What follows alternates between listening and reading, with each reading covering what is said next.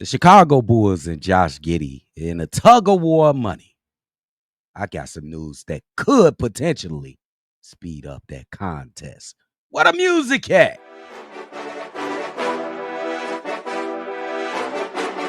Cognac. Gang.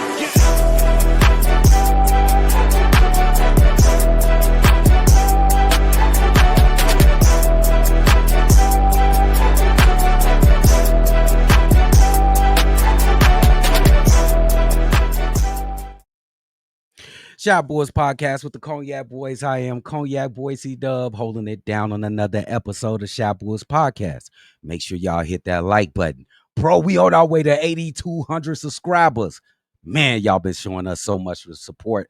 Let's just keep that shit moving, man. Sorry about the cuss words. Here we go.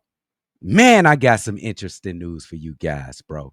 You know the Chicago Bulls and Josh Giddey has been in a tug of war over this contract for Josh Giddey for the last year since he's been here. They gave up talks before last season because Josh Giddey wanted to bet on himself. It wasn't looking good in the beginning. It wasn't looking good. I was ready to kick him up out of here.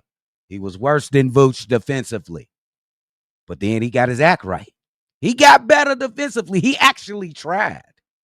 It had a tremendous end to the season, averaging damn near a 20-point triple-double for the rest of the season. Did have a good game in the in-season tournament. It wasn't all that. It left a little bit to be desired. But that and all, he did do a good job last season.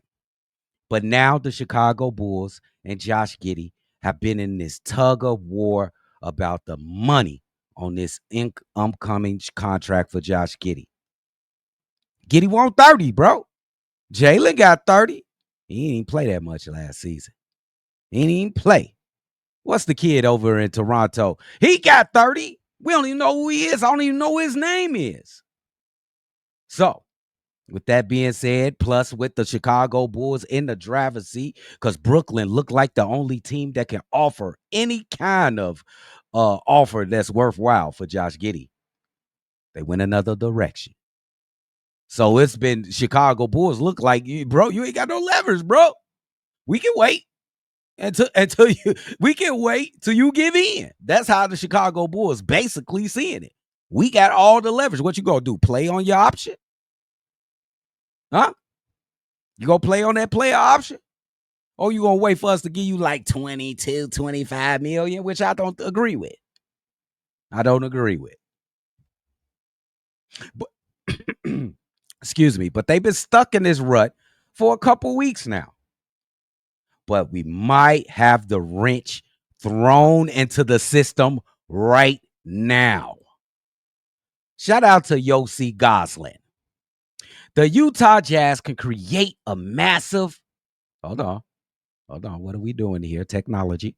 The Utah Jazz can create a massive $26.6 million trade exception for John Collins if they absorb Kyle Anderson and Kevin Love with the mid-level exception.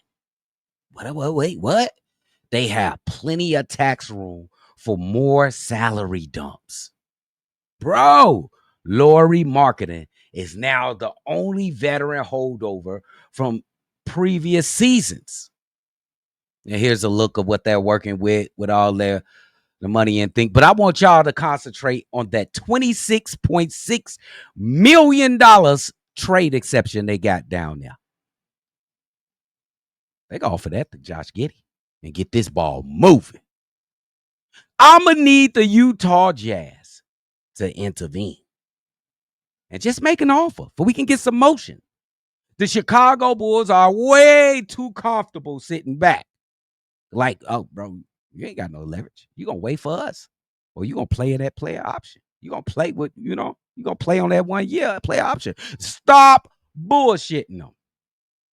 That's why I need the Utah Jazz to come in and throw a wrench in the program. Oh, we need it.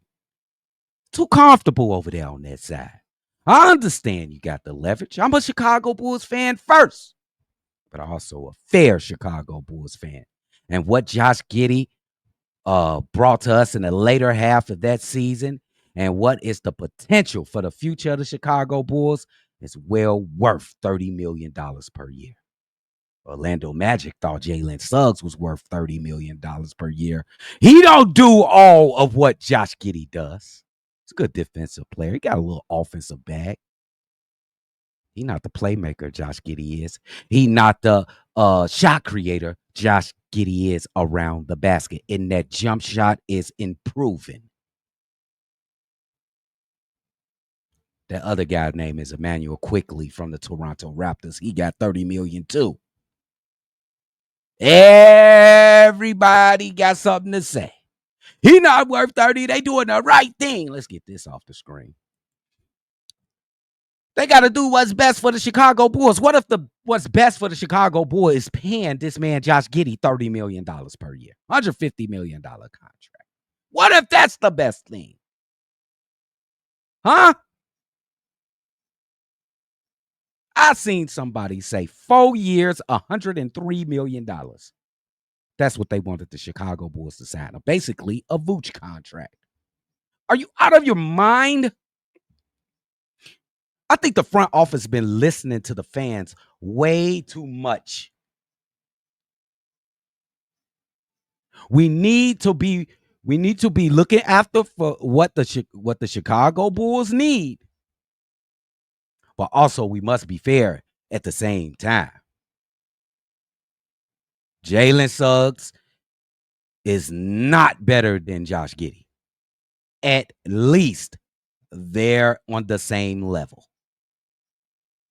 Emmanuel Quickley from the Toronto Raptors is not even in the same multiverse as Josh Giddey. And he got that bag.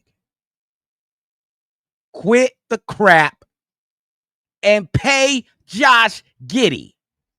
Come on, Utah. We need you. This has been another quick episode. I'm going to need the Utah Jazz to jump in there. Throw a wrench in there. I'm going to see y'all on another one. For sure. Damn, if I can get out. Cognac. Gang.